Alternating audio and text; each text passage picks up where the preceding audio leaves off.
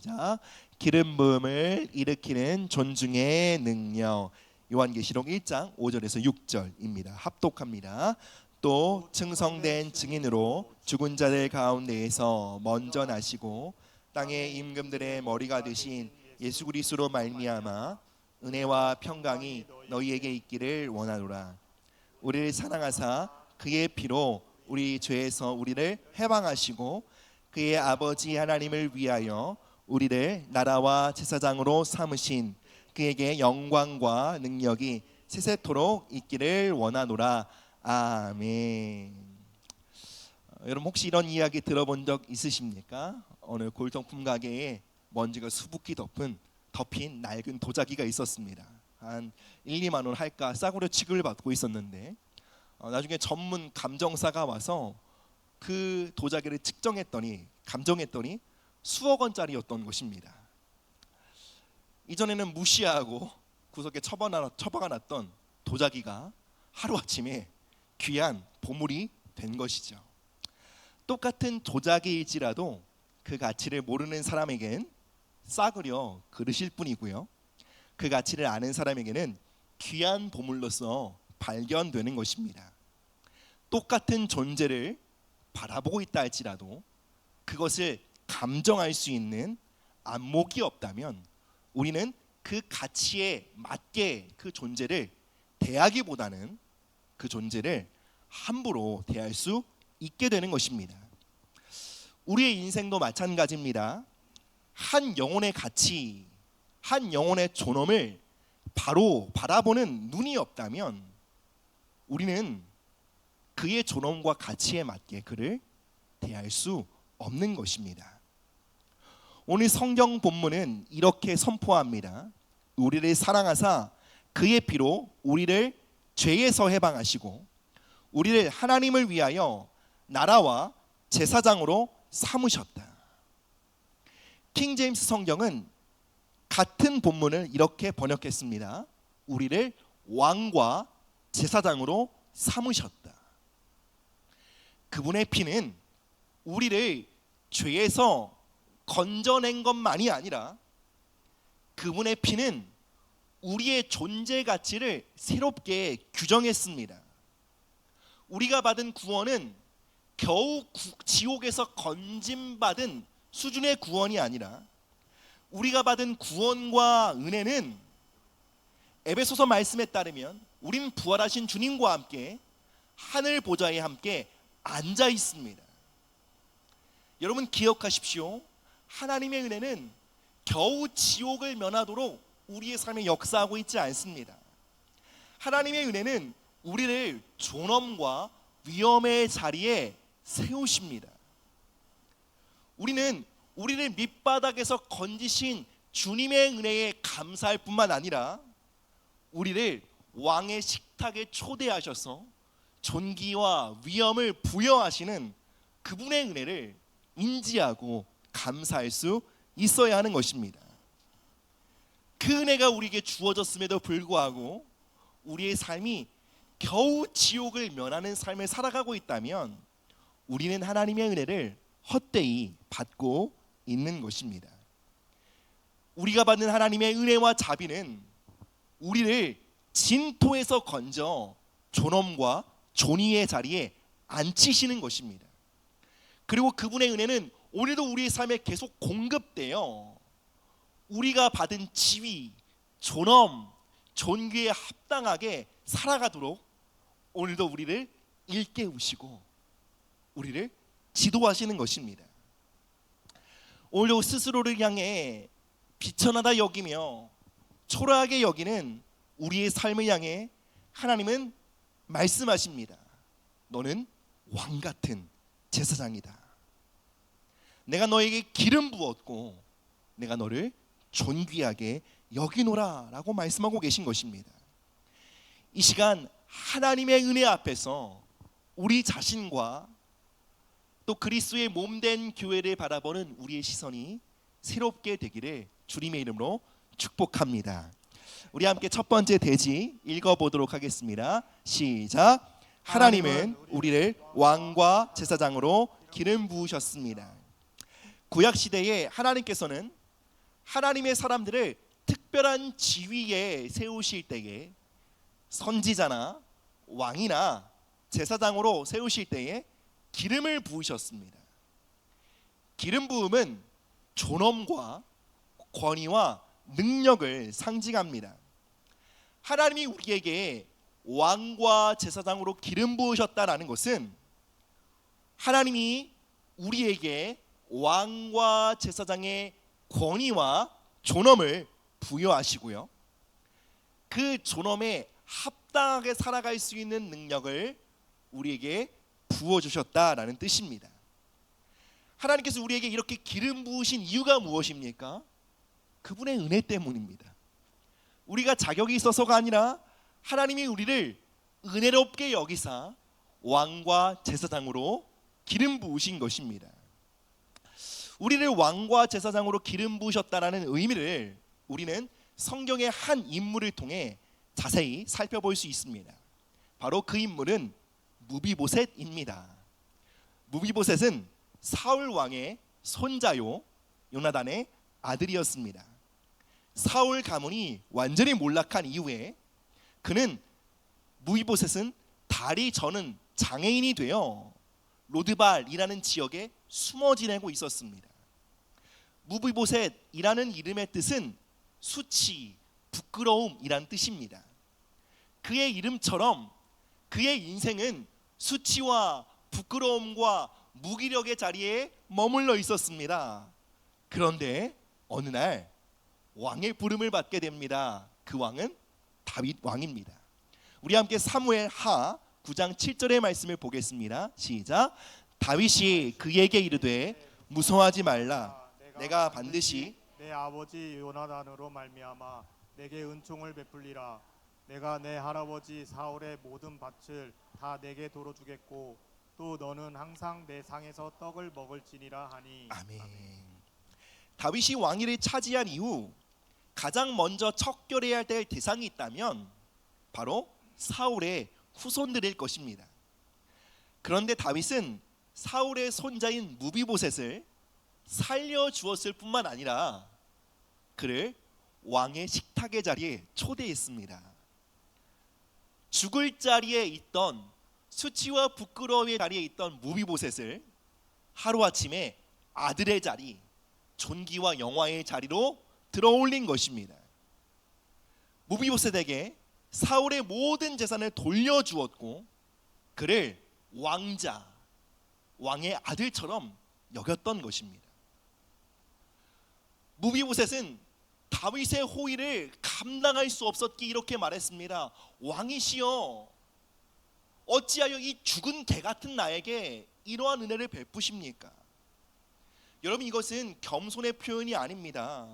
그는 스스로를 비천하고 무가치하고 수치스러운 존재로 여기고 있었던 것입니다.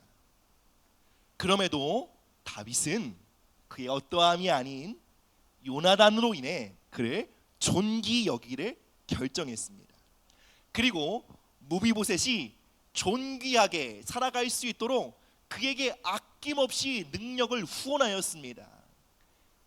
하루하루 절망과 수치에 사로잡혀 있는 그의 인생을 매일같이 왕과 교제하는 그 자리로 불러낸 것입니다. 함께 밥을 먹으며 다윗은 눈빛을 통해 그리고 말을 통해 그의 태도와 행위를 통해 그게 가르친 것입니다. 넌 더 이상 수치스러운 존재가 아니야.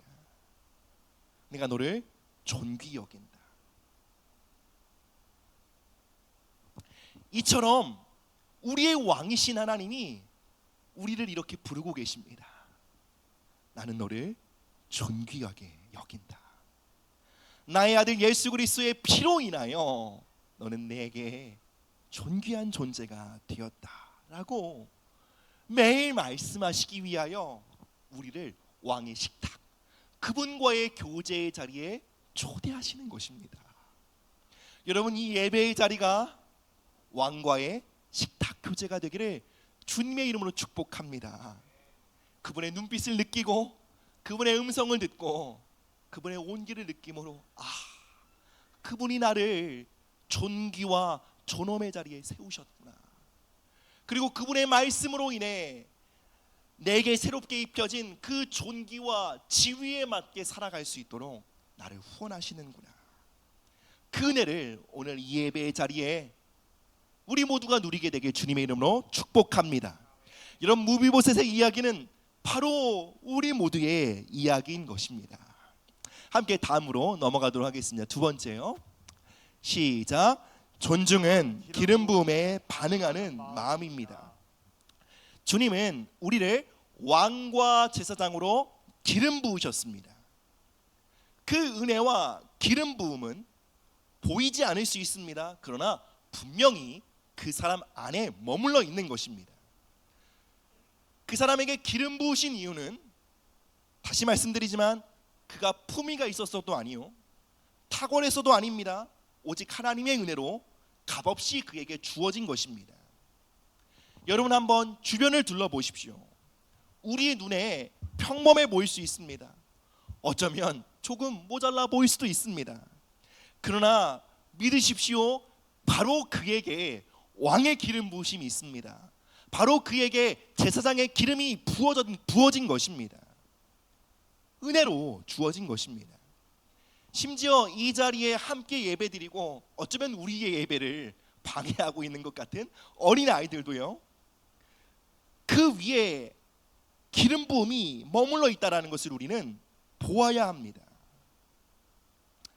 물론 그 기름 부음이 아직 활성화되지 않고 발현되지 않아 그 안에 기름 부음이 존재하는지 잘 모를 수 있습니다.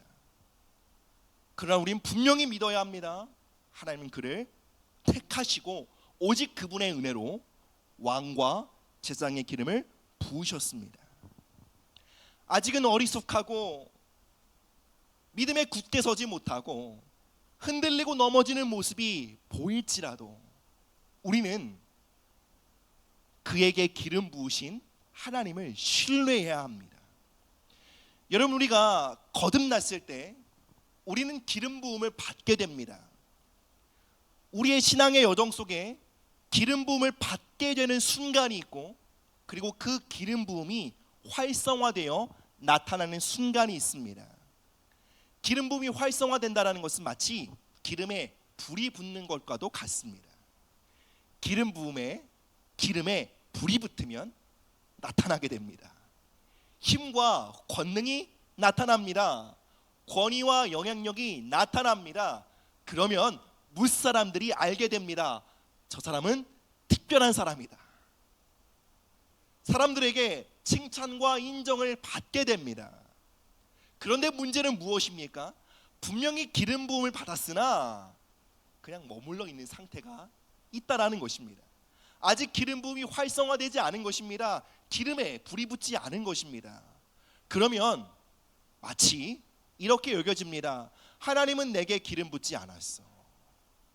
하나님은 나에게 아무것도 주지 않으셨어. 하나님은 지금 나의 삶에 아무런 일도 행하지 않고 계셔. 하나님은 그의 삶에 눈을 감고 계셔. 마치 나의 삶이, 그리고 그의 삶이 평범해 보이고 무가치하게 여겨진다는 것입니다. 우리가 하나님의 기름 부음을 감지하지 못하고 스스로를 부족하게 여기거나 아니면 다른 사람들을 평범하게 여길 때 우리는 기름 부음을 대적하는 자리에 서게 됩니다. 기름 부음을 대적한다는 것이 무엇입니까? 기름에 불이 붙고 활성화돼야 되는데 그 불이 붙는 순간을 계속 저지하고 있게 되는 것입니다. 사랑하는 여러분, 존중이 무엇입니까? 아직 기름 부음이 활성화되지 않는 사람들을 보는 거예요. 아직 예배에 불이 붙지 않고요, 은사와 재능이 나타나지 않고요, 하나님과의 인격적인 만남이 깊어지지 않고 있고요, 그의 삶을 향한 하나님의 부르심이 아직 펼쳐지지 않고 있어요. 그럼에도 그 안에 잠재되어 있는 기름 부음을 볼 수 있는 눈이 존중이에요.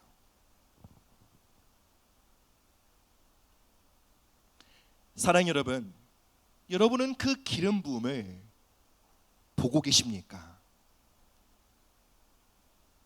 여러분 안에 그 기름 부음이 있다는 것을 믿으십니까? 더 나아가 비틀거리고 흔들리고 있는 타인의 인생 가운데 하나님께서 기름 부으셨음을 보고 계십니까? 이 질문을 염두에 두고 다윗의 이야기를 조금 더 살펴보도록 하겠습니다. 함께 사무엘상 24장 4절에서 6절 말씀을 보겠습니다. 읽겠습니다. 시작. 다윗의 사람들이 이르되 보소서 여호와께서 당신에게 이르시기를 내가 원수를 내 손에 넘기리니 내 생각에 좋은 대로 그에게 행하라 하시더니 이것이 그날이니이다 하니 다윗이 일어나서 사울의 겉옷 자락을 가만히 베니라. 그리한 후에 사울의 옷자락 뱀으로 말미암아 다윗의 마음이 찔려 자기 사람들에게 이르되 내가 손을 들어 여호와의 기름 부음을 받은 내 주를 치는 것은 여호와께서 금하시는 것이니 그는 여호와의 기름 부음을 받은 자가 됨이니라. 아멘, 아멘. 여러분, 다윗의 인생이 어떠했습니까? 그는 왕에게 쫓겨 10년을 도망자 신세로 지내야 했습니다. 억울하게 누명을 쓰고 배신당한 다윗에게 드디어 복수할 수 있는 기회가 주어진 것입니다. 아무도 모르게 사울을 암살할 수 있는 기회가 주어진 것입니다.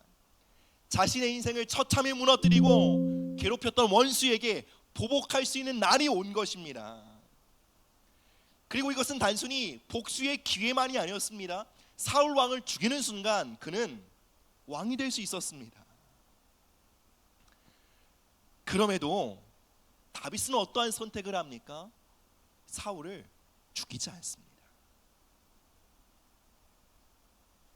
어떻게 그러한 선택을 하게 됩니까? 바로 사울 위에 여전히 남아있는 하나님의 기름 부으심을 감지한 것입니다.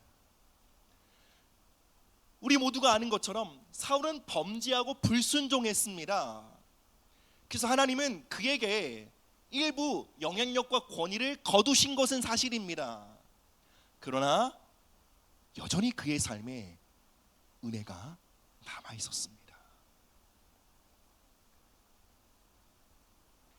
사울은 자신에게 주어진 영향력, 그 권위, 즉 기름 부으심과 은사를 대표적으로 남용한 사람입니다.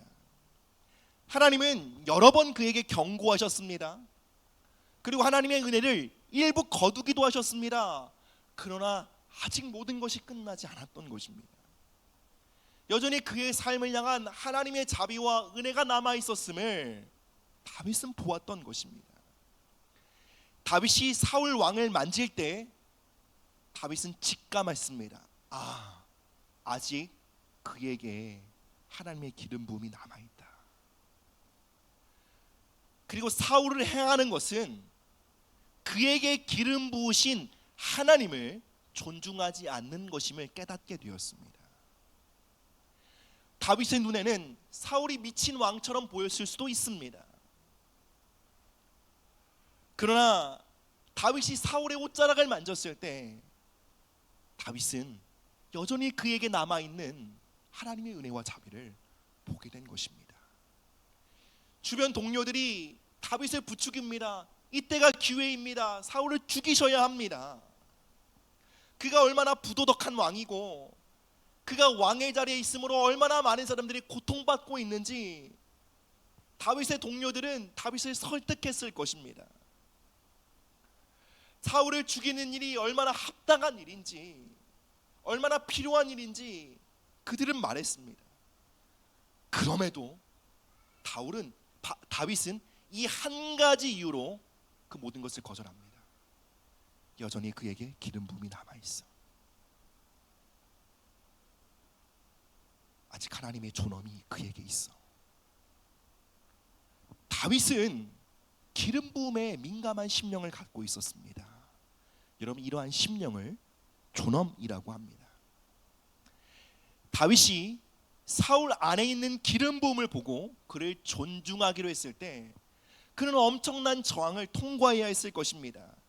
바로 사울이 어떠한 자입니까? 그를 죽이려고 혈안이 된 자였습니다. 사실 다윗의 충성과 헌신을 가장 크게 배신한 자가 사울이었습니다. 다윗의 인생 속에 가장 큰 고통과 아픔을 준 사람이 바로 사울이었습니다. 그럼에도 그가 사울을 존중할 수 있었던 것은 그의 안에 하나님이 부으신 기름 부음을 민감하게 분별할 수 있는 예민함이 있었기 때문이에요. 그는 자신이 상처받았다고, 자신이 힘들다고, 자신이 두렵다고, 지금 자신의 처지가 어렵다고 그 기름 부음을 함부로 대하지 않았습니다. 그는 어려운 상황에도 존중을 잃어버리지 않았습니다. 그러나 여러분, 우리는 상처를 받거나 위협을 받거나 우리가 누군가의 호의를 베풀었을 때, 그 호의가 무시당하거나 거절당했을 때, 즉 배신당했을 때 우리는 존중을 쉽게 포기하곤 합니다.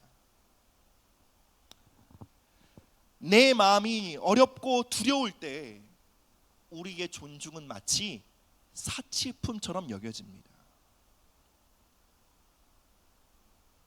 상처를 받고 실망하고 배신을 당하면 여러분 당장 어떻게 됩니까? 우리의 눈빛부터 달라집니다. 우리의 말투가 차갑게 식습니다. 우리의 표정이 굳어집니다. 내가 너한테 어떻게까지 했는데 감히 나를 이렇게 대해? 마음속에서 그를 지워버리기도 합니다.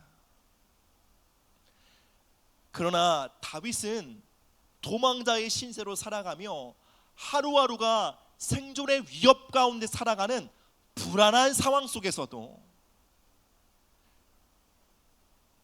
존중을 잃어버리지 않았습니다. 여러분, 다윗의 인생에서는 존중이 사치품이 아니라 생필품이었습니다. 하나님 나라도 이와 같습니다. 하나님 나라에서의 존중은 사치품이 아닙니다. 생필품입니다. 여러분, 존중은 먹고 살만하니까 하는 것이 아닙니다. 내 마음이 두둑하고 배부르니까 하는 것이 아닙니다. 내 마음이 전혀 건드려지지 않고 상처받지 않았기 때문에 하는 것이 아닙니다. 존중은 생존입니다. 여러분에게 존중은 어떠한 의미가 있습니까? 여러분의 안위가 위협받을 때 여러분에게 존중은 생필품입니까? 아니면 사치품입니까? 내가 상처받았을 때, 누군가 나를 존중해 주지 않았을 때, 누군가 나에게 함부로 말을 했을 때, 내가 누군가에게 실망하고 좌절했을 때, 여러분 그때에 여러분에게 존중은 사치품입니까? 생필품입니까?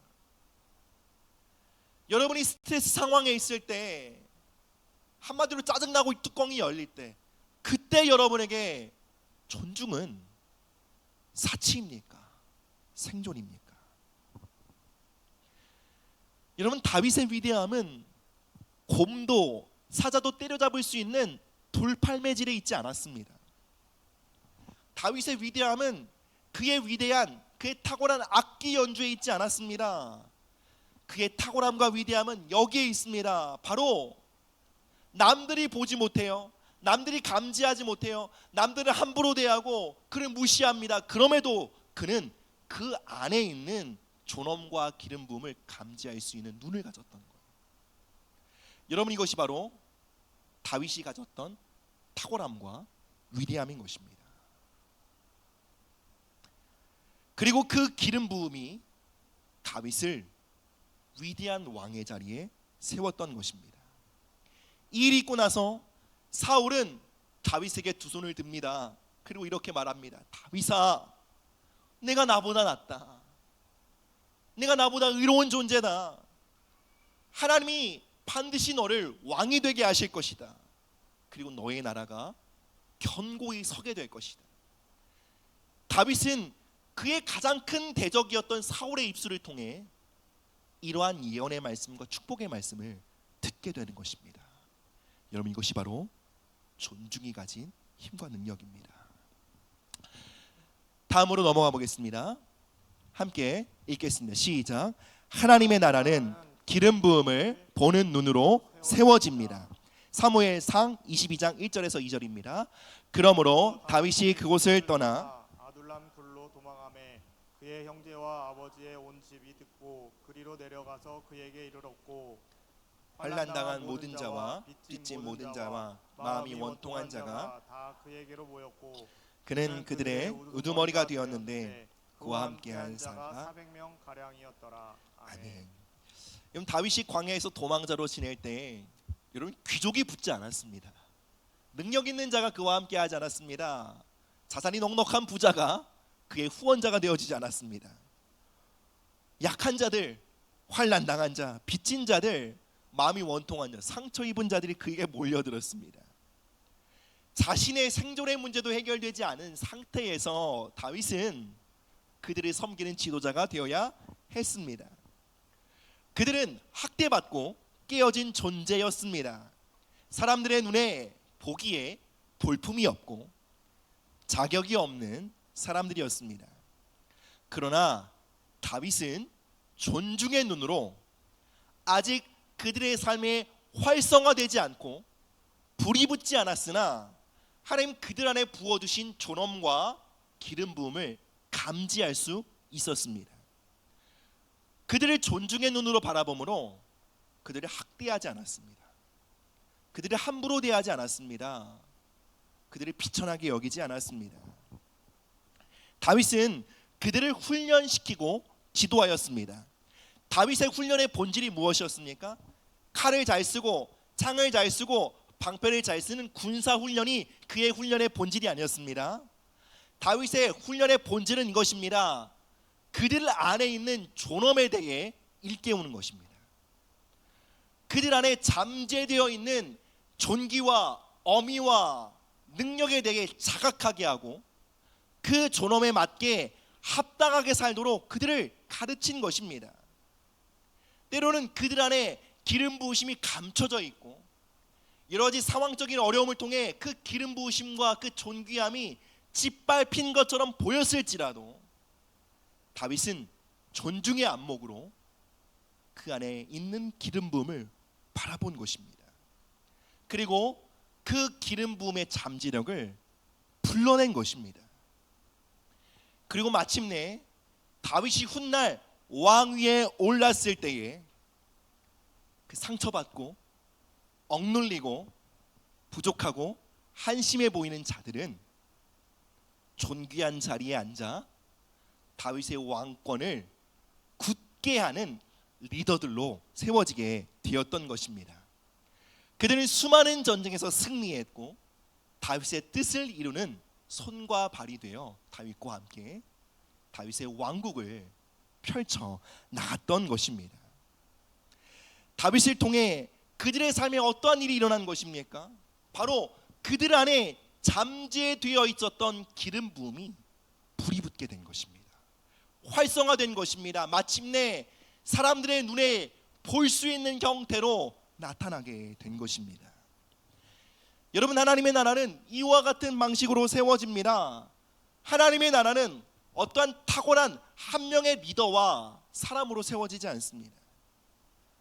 하나님의 나라는 사람들 안에 있는 존엄과 기름 부음을 주목하여 볼 수 있는 눈을 통해 세워지는 것입니다. 여러분은 그 기름 부음을 바라보며 그 기름 부음을 활성화시키는 사람입니까? 아니면 그 기름 부음을 인지하지 못한 채 그 기름 부음을 막아서고 대적하는 삶을 살고 계십니까? 사랑하는 여러분, 여러분 안에 하나님께서 기름 부으신 그 기름을 보고 계십니까? 그 존엄을 인지하고 계십니까? 여러분의 아내와 남편에게, 여러분의 자녀에게, 그리고 이 자리에 함께 계신 형제 자매들에게 부으신 그 존엄을 인지하고 계십니까? 부모로서 우리가 자녀 안에 부어두신 그 존엄을 인지하지 못하면 자녀들의 삶에 기름 부음은 타오를 수 있는 기회를 잃어버리게 됩니다. 아내가 남편을 존경의 눈으로 바라보기보다는 평범하거나 하찮게 여긴다면 그 남편 안에 있는 기름 부음은 결코 활성화될 수 없는 것입니다.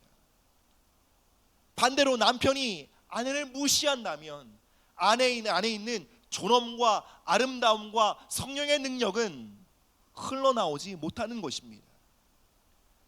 교회가 성도들을 바라볼 때 저 사람은 연약한 존재야 라고 계속 판단하고 있으면 그 사람을 통하여 세워져야 할 하나님의 나라가 움트지 못하게 되는 것입니다. 사랑하는 여러분, 하나님의 나라는 탁월함과 재능과 능력이 아닌 존중의 심령으로 세워집니다. 우리의 눈과 우리 이성적인 판단으로는 많은 단점과 결점이 있는 사람으로 보일 수 있습니다. 그때에도 여러분, 하나님이 그에게 부어두신 기름 부음을 간과해서는 안 됩니다. 하나님께 그에게 부여하신 왕과 제사장으로서의 존엄과 권위를 무시하고 대적해서는 안 되는 것입니다. 우리 마지막 말씀입니다. 함께 보시겠습니다. 시작. 성령님은 우리를 존중의 자리로 이끄십니다. 이사야 61장 1절부터 3절. 시작. 주 여호와의 영이 내게 내리셨으니 이는 여호와께서 내게 기름을 부으사 가난한 자에게 아름다운 소식을 전하게 하려 하심이라.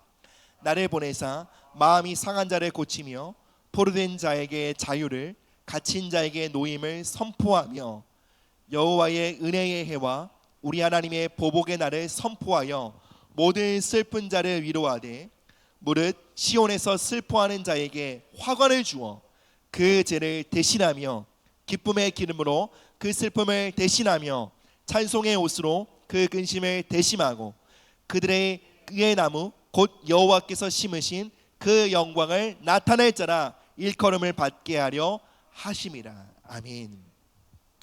여러분, 우리가 누군가를 존중해야 된다는 것을 아는 것과 그리고 실제로 존중의 삶을 살아가는 것은 전혀 다른 차원입니다.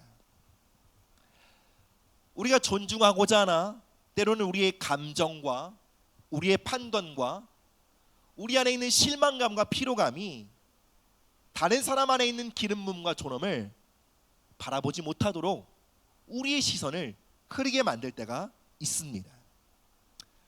바로 그때 우리는 성령님을 의지해야 합니다.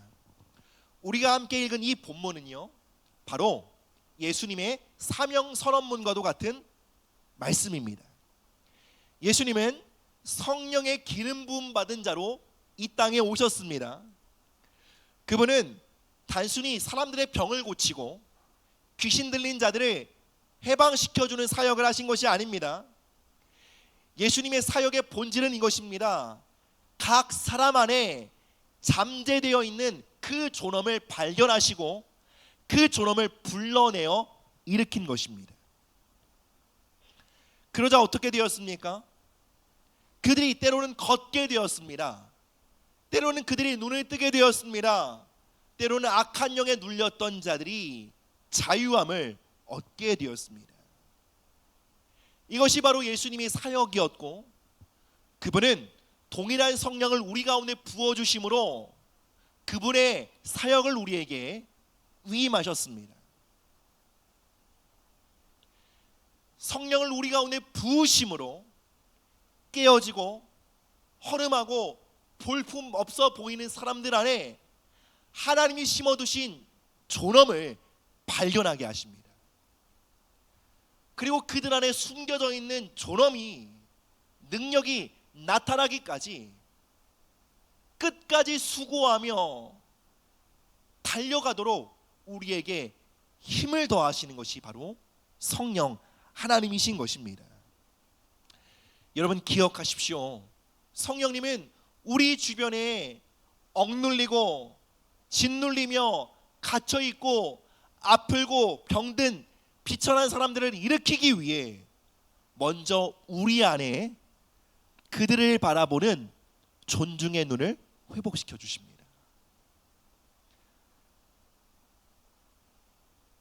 여러분, 결코 어떤 성령의 능력과 권능을 받아 병을 고치고 치유하고 회복하는 것이 아닙니다. 먼저 눈이 열려야 합니다. 진토처럼 보이고 하찮아 보이는 인생들 속에 하나님이 심어두신 그 보화를 발견해야 합니다. 그 영적 눈이 열릴 때에 우리는 비로소 그들 안에 잠재되어 있는 그 존엄을 끌어낼 수 있는 영적 권위를 갖게 됩니다. 그 존엄을 끌어낼 때 여러분 어떤 이들은 눈을 뜨게 될 것입니다. 그 존엄을 우리가 영적 권위 안에 성령의 능력의 권능 안에 불러낼 때에 어떤 이들은 걷게 될 것입니다. 성령의 기름 부음 안에 그 존엄을 바라보고 불러낼 때 어떤 이들 안에 하나님과의 새로운 만남이 열리게 될 것입니다. 우리 안에 그 존엄을 바라보고 우리에게 부어주신 성령의 능력과 예수님의 이름을 의지하여 그 존엄을 불러내기 시작할 때 그들은 우리와 함께 왕의 식탁의 자리에 앉아 함께 교제하는 자리에 앉게 될 것입니다. 성령님이 오시면 우리의 눈을 새롭게 하십니다.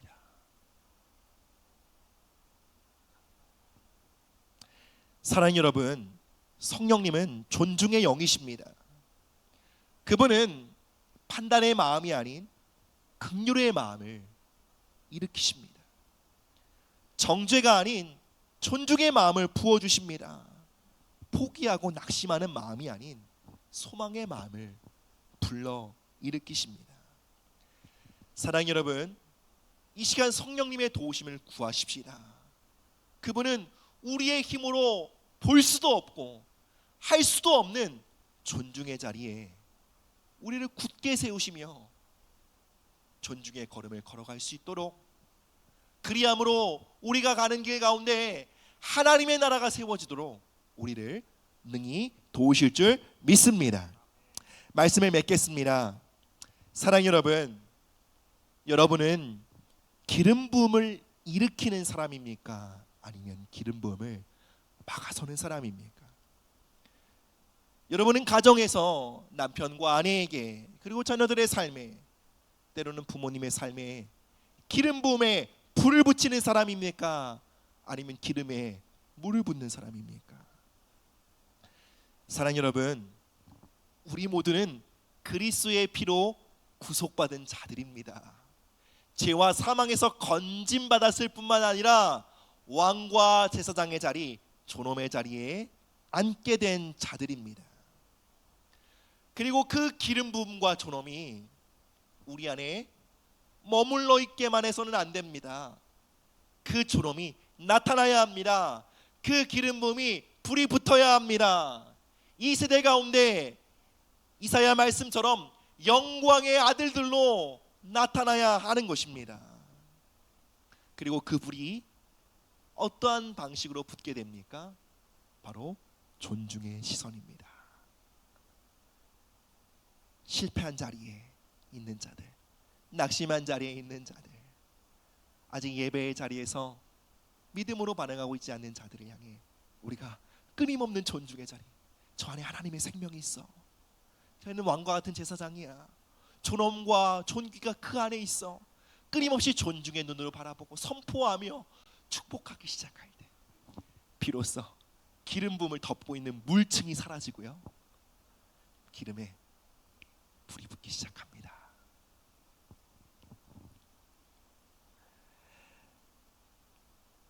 사랑하는 여러분, 존중의 눈으로 서로 안에 있는 기름 부음을 발견하십시오. 그리고 성령의 능력을 의지하여 그 기름 부음이 나타날 때까지 끝까지 기다려주시고, 끝까지 믿어주시고, 끝까지 기도하시며 중보하시며 격려하는 하나님의 사람들이 되시기를 주님의 이름으로 축복합니다. 함께 기도하시겠습니다. 우리 다리가 불편하지 않으신 분들 자리에서 일어나셔서 우리 함께 믿음의 고백으로 나가도록 하겠습니다.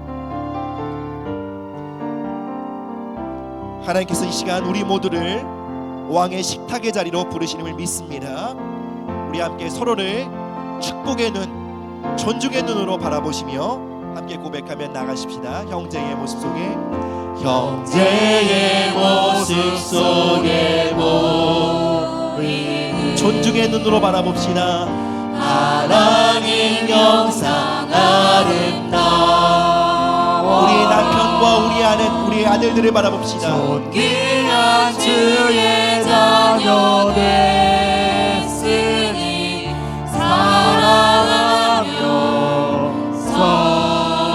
섬기리. 자매의 모습 속에, 자매의 모습 속에 보이는 지금 여러분의 아내를, 또 여러분의 딸들을 하나님 영상 존중의 눈으로 바라봅시다.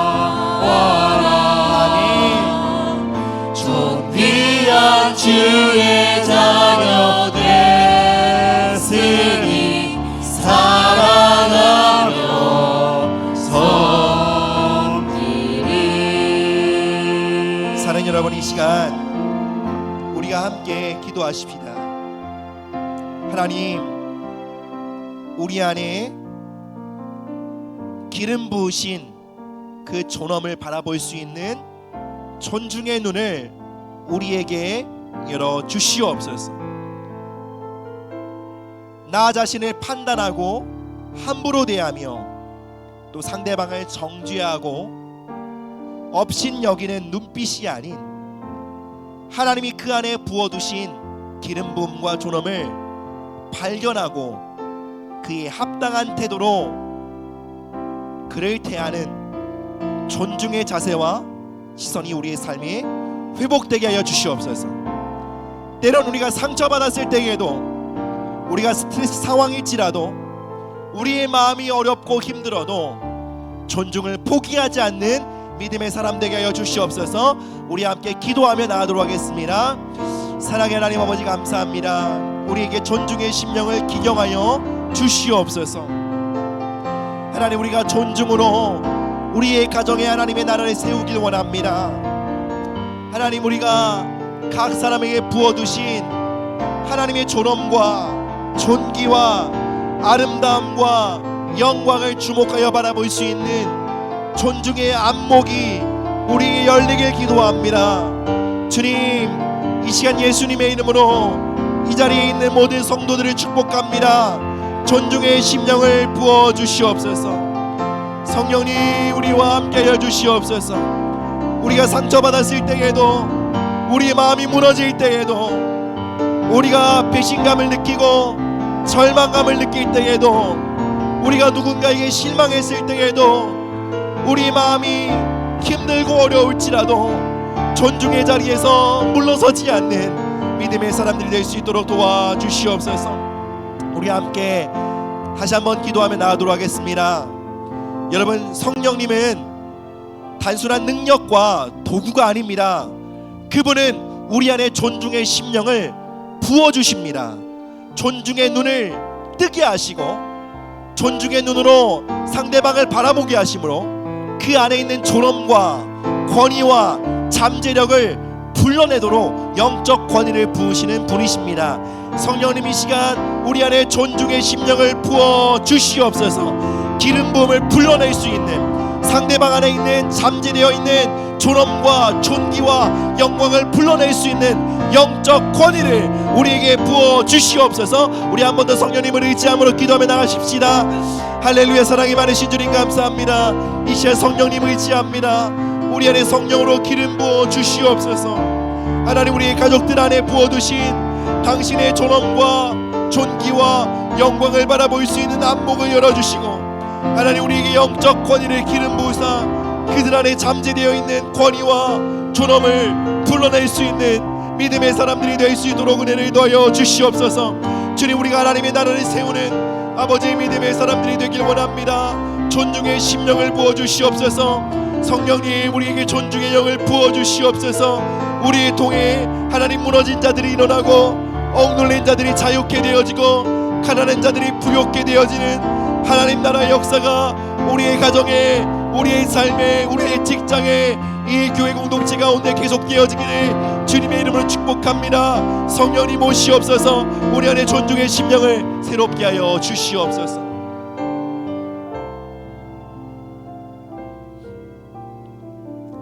하나님, 우리가 받은 구원이 어떠한지 다시 한번 기억하길 원합니다. 우리를 지옥에서 건지셨을 뿐만 아니라 우리를 왕과 제사장의 자리에 앉히시며 존엄과 존귀로 기름 부으신 그 구원의 은혜를 기억하게 하여 주시옵소서. 하나님, 우리 안에 존중의 심령을 부어주사 우리 안에 잠재되어 있는 그 존엄과 존귀와 영광을 활성화시킬 수 있게 하여 주시고, 우리 사랑하는 아내와 남편들 안에 또 우리의 자녀들의 삶에 잠재되어 있는 그 기름 부음에 불을 붙일 수 있는 존중의 사람들이 되게 하여 주시옵소서. 성령님, 우리가 낙심하고 상처 입을지라도 끝까지 존중의 길을 걸어가므로 무너진 자들을 일으키고 상처받은 자들을 회복시키며 가난한 자들을 부욕케 하는 하나님의 나라를 세우는 일꾼으로 살아갈 수 있도록 우리에게 성령의 능력을 기름 부어 주시옵소서. 감사드리며 이 모든 말씀 예수 그리스도의 이름으로 기도드립니다.